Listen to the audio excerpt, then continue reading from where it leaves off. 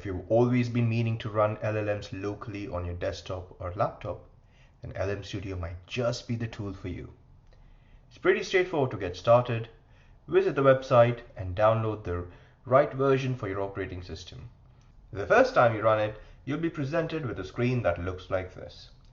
Here is where you can search for the models that you'd like to use.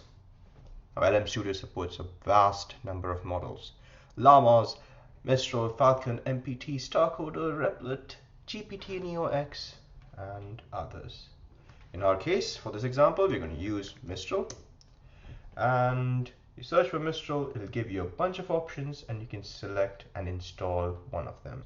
Now, once the model is downloaded, you can then click here to go into the chat interface where all the fun begins. Click on the model that you've just downloaded in the drop down there, and then the model is loaded, and then you can ask it a question. In my case, I'm going to ask it to tell me a story. And ta-da!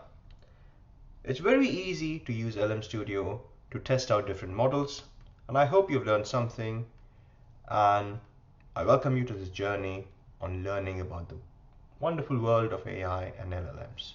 See you next time.